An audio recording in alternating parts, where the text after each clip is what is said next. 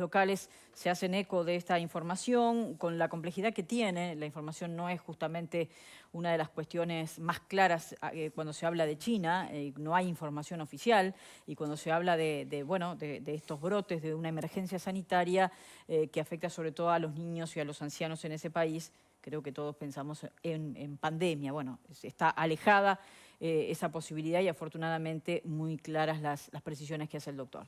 Marta. Bueno, la verdad que fue una tranquilidad escuchar al doctor, porque cuando uno hoy de mañana vio eso en el diario, otra vez dijo, otra vez el 13 de marzo o el 14 de marzo vamos a tener acá a alguien que vino y que trajo. Bueno, esto tranquiliza, la verdad es que es difícil para las personas comunes saber que esto existía desde antes y que en realidad es un caso puntual y bueno, es un problema que tienen allá en China, que en este momento, a ver, es cierto, después de la pandemia todo el mundo salió a viajar como loco, es como una fiebre por trasladarse y sí, uno va y trae cosas.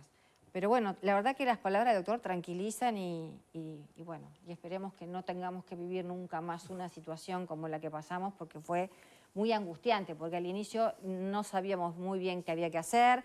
Si primero era tapabocas solo para algunas personas, después para todo el mundo, si salíamos, si no salíamos, si el amonio no sé cuánto en los felpudos. O sea, la verdad, sí, gracias doctor. No sabíamos y no sabían quienes debían saber, porque que no supiéramos el resto era... Sí, está. Pero teníamos, mensajes que eran hasta contradictorios, ¿no? Y todos los días aprendiendo a escuchar cuál era la conferencia y cuál venía la indicación. Fueron momentos muy duros, la verdad que no me gustaría volver a vivirlo. Sí, a nadie, Marta, sí. No, congratularnos siempre de los científicos uruguayos, ¿no? Y tener especialistas así que se tomen el rato de hablar para nosotros, para todos los que nos están mirando y dedicarle 10 minutos a traer tranquilidad. Yo me quedaba pensando, más allá de la cuestión más técnica que la explicó muy bien el doctor, el tema del trauma, ¿no? Cómo elaboramos los traumas colectivos como sociedad, cómo hay temas en los cuales, bueno, como tantas veces hemos hablado aquí, de la cuestión de la transición a la democracia, todos temas que generan traumas a nivel social, y la comparación no es antojadiza porque la pandemia lo que nos pasa es que estamos todavía muy cerca en el tiempo, ¿no? Pasó hace un par de años, entonces todavía hay mucho para entender a nivel de la psicología social, de qué nos pasó durante esos años. ¿Cómo nos llevamos con el dolor? Exactamente, cómo vivir con miedo, ¿no? Sí, lo que implica durante un tiempo de vivir con miedo. Uno puede comparar con sociedades que han vivido guerras, sociedades que han vivido cuestiones devastadoras, ¿no? Y me parece que muchas veces también está ese reflejo muy humano de querer olvidar, ¿no? Nos pasa a todos. Me acuerdo que se decía en los últimos años en las campañas electorales, yo como mi formación como politólogo siempre lo llevo para ahí, pero en las campañas se decía que en América Latina no rendía hablar de la pandemia, entre comillas. Se decía, muchas veces decía, no hables de la pandemia, decían los candidatos, porque la gente no quiere escuchar hablar de eso. Me acuerdo que en Uruguay se manejó cuando decían, bueno, uno de los temas en los cuales ese gobierno se podía hacer fuerte en la campaña. De hecho, creo que tú lo mencionaste en algún momento cuando Delgado hacía ese ejercicio. Bueno, piensen en si viniera una pandemia, ¿quién sería el qué? Y a nivel de comunicación política eso es una cruz roja porque nadie quiere pensar en una situación catastrófica quién sería mejor para comandar ese barco. Pero yo creo que ahí ese reflejo, más allá de lo que hagan después los publicistas, etcétera, lo importante es pensar, tenemos que pensar en esos tiempos, ¿no? Tenemos que poder elaborar mejor lo que nos pasó como sociedad con las muertes, con el miedo, con la salud mental, con haber vivido encerrados, con haberla pasado realmente mal. Y creo que hemos hecho todos como una cuestión de, bueno, dar vuelta a la página, tratar de que se recupere el laburo, que se recupere el empleo, que se volviera a la normalidad, y quedaron secuelas. Me parece que quedaron secuelas fuertes, que uno las ve a veces en su entorno, en cosas que dice, che, esto que nos pasó no fue poca cosa. Sí, por un lado, las alarmas que se encienden cuando escuchamos estas noticias, pero por el otro también una sensación de que lo que nos pasó hace siglos. Claro. Y en realidad fue nada. En términos históricos fue ayer nada más.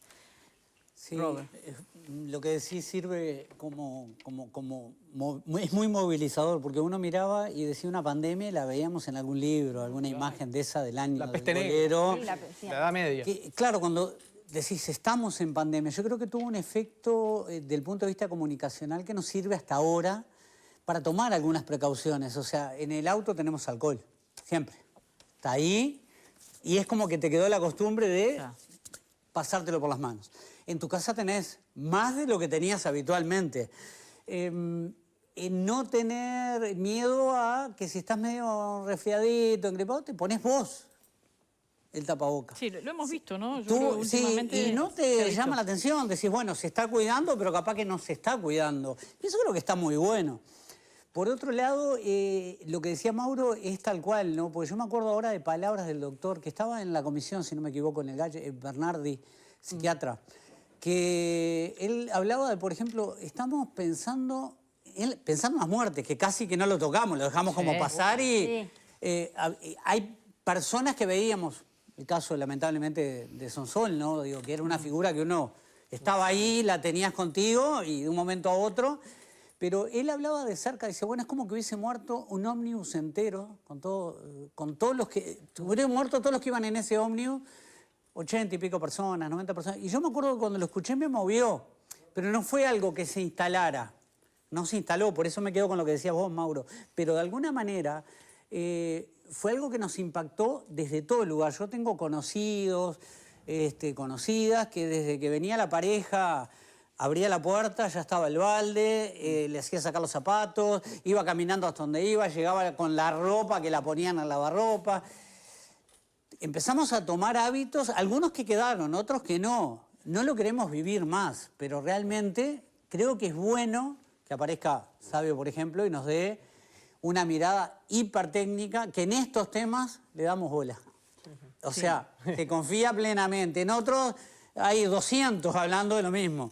Pero te quedas tranquilo. Decís, bueno, sigamos cuidándonos, que creo que sería lo más positivo. Lo tenemos que hacer en todos los órdenes, como hablamos en el bloque pasado o en el otro, o en otro programa, pero en definitiva vamos a cuidarnos. Creo que esto nos dice que somos muy vulnerables, porque a veces creemos que somos eternos. Y en realidad, ¿cuánto tenés vos, Jorge? 67. 67, yo tengo Así 64. nomás te lo tiró, te lo preguntó así. No, claro, porque andamos ahí. Pero digo, ¿a qué voy? Nosotros sabemos... Y lo hemos hablado con Marta la otra vuelta, que lo que nos queda para adelante... Es menos que lo que ya caminamos. Y es muy poquito, si lo mirás en términos de realidad. Vamos a ver. No, pero, es que, no no, tenés Mauro, que mentirte. a Y ver. esto creo que nos puso en tono. Vos mirás, o sea, cuando vos pasás la barrera de los 50, yo tengo 58, y pienso, bueno, yo 58 años más no voy a vivir. Aparte, si viviera, quién sabe cómo llego. Entonces, Bueno, ¿viste cómo es? Lo que pasa es que... no sé cómo vas a levantar esto. Terrible. Porque Una mirada está positiva. complicado. Yo lo asumo que es así que va a ser. Yo no Como pienso dijo viejo de esa Mujica en edad. algún momento, ¿no? Morir hay que morir. Claro. Pues eso es así. No hay... Eso no hay más remedio. Nadie quiere llegar, ¿no? Todo el mundo quiere patear para adelante. Pero para mí cada Navidad cuenta mucho ahora. Cada Navidad, porque bien. tenés menos Navidades. Está bueno vivirlo así, más allá del chiste. cada Está Reyes, bueno ¿Cómo vivirlo lo así. vas a vivir? Pero cada cual lo lleva a su manera y eso no es lesión de vida para nadie. Yo lo que digo que el doctor Sabio nos dio un panorama bien claro de cómo son las cosas, porque la información de prensa sale hoy acá. En realidad, en algunos medios internacionales también estaba circulando algo estos días, Sí, estuvo pero sin ningún impacto. Pero bueno... Sí, sin ningún impacto, pero si vos vas a lo que dicen los reportes, emergencia sanitaria, pero brotes... agregados de casos. Pero vos tenés que ver que, yo qué sé, yo me guío mucho por la prensa, yo leo bastante prensa variada de todos lados. Y vos te das cuenta de dónde se publica, qué se Bien, dice, eso está bueno qué también. importancia le dan a la noticia, dónde repique, dónde no. Perfecto. Entonces, eso te lleva a decir, bueno, no hay nada todavía. Y aparte que hay se tira mucho golazo al aire, porque en definitiva, y en esta fecha es probable porque a veces hay poco que informar. El clickbait Entonces, también, ¿no? Bien, eso está muy bueno. Pero pensá lo que sucedía en el 2020, por ejemplo. Yo recuerdo que acá, pocos días antes de la declaración de emergencia sanitaria, nos preguntaban a los panelistas si estábamos pendientes del tema. Estábamos en otra. Estábamos en Narnia. Y estaban las autoridades del Ministerio de Salud Pública de su momento en otra. Pero claro, pero eso fue una cosa que sorprendió. Yo creo que todo el mundo se impactó en aquel momento cuando un país como Estados Unidos dijo, acá no entra más nadie. Y lo había hecho Europa también, ¿no? No, acá no entra más nadie, no pasa un avión para acá, se terminó. Entonces todo el mundo ahí abre los ganchos. ¿Qué pasó? ¿Cómo que estos locos no dejan que entre nadie? Y los otros tampoco. Ahí todo el mundo se impactó, ¿no? Y después apareció el primer caso, que se armó el lío que todavía sigue hoy, con la señora aquella. Bueno, pero imagínate eso nomás, cómo lo No, vivimos. pero por supuesto que eso fue un golpe para Con una todos. Y vivir la pandemia fue un golpe. Horrible. Yo no sé, yo capaz que la procesé sin tanto problema, pero yo veo y hablo con gente hoy que realmente yo veo que la sintió de una manera terrible. Y me hago cargo. Vincularlo a la salud mental. Pará, lo que y significa. Vincular a la salud mental, a la soledad, infancia y a a los que no- adolescentes, ¿no? Sí, Que al estás agarrado en esa aislamiento. época de tu vida también. Tremendo. Yo qué sé, yo veo que hay gente que no lo, como decía Mauro, todavía no lo internalizó el asunto. Entonces voy a hablar de pandemia, o de que, Sí. y se agarra la cabeza inmediatamente. Pero sí, Pero fue un golpe, yo no, realmente, yo te voy a decir algo, ¿no? Yo la pandemia la pasé, me dediqué a cocinar, a hacer otras cosas, iba a hacer, estaba encerrado. Qué bueno. Pero, y sí, estaba encerrado. No podías invitar a nadie. No podías invitar a Nada, nadie. no podía. A veces comías salía, todo, cocinabas y salía a dar te una comías vuelta a manzana para caminar un poco, y dar una vuelta a manzana, bueno, está.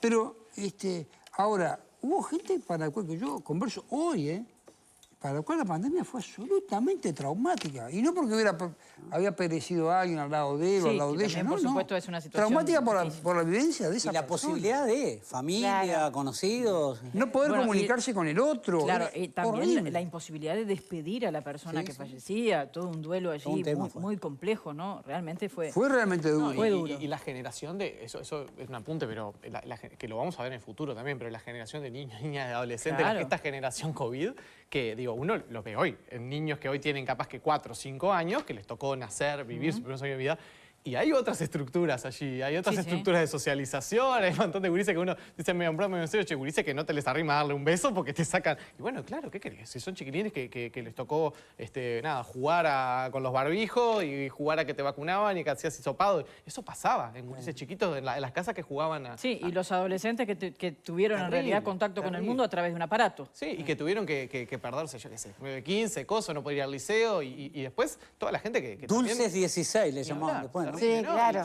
Y como nosotros, también como persona muy privilegiada, por lo menos por estar sentado acá, decir, bueno, que pudiste pasar la pandemia en una casa, bajo un techo, más o también. menos pudiendo mantener tus fuentes de ingreso laboral, porque te podías teletrabajar o lo que fuera. Toda la gente que la tuvo que pasar en un rancho y pasando frío y pasando necesidad. No, por eso es como que uno habla y no se quiere acordar, pero hay que acordarse. O los puestos de trabajo que se perdieron porque nunca más, simplemente hay lugares que No se podía, que sí. bajaron la cortina. Nunca más. Y bueno, y tal. Yo viví algo que, bueno, yo ahora lo miro a la distancia, para mí fue graciosísimo. Porque yo estaba encerrado en casa y estaba con el celular, ¿no? Entonces, ¿qué descubrí yo? Una cosa maravillosa que descubrí, que estaban los audiolibros.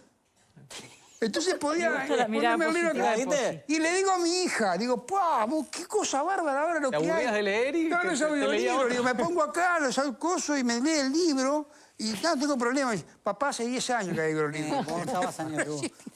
Los Yo lo descubrí audiolibros. hoy. Los audiolibros, el cuidado con el alcohol. ¿Qué más nos dejó? ¿Qué aprendimos de todo eso? A cuidarnos un poco más, porque antes de la pandemia íbamos a trabajar engripados, apestados, total. tosiendo. Ajá. Y Importaba todo el nada. mundo lo tomaba como normal y era hasta lo esperable. Era un mérito. Claro, era un Que vos mérito, no- tal cual. Sí, que vos no te quedaras en tu casa y que fueras a trabajar todo apestado, tosiendo.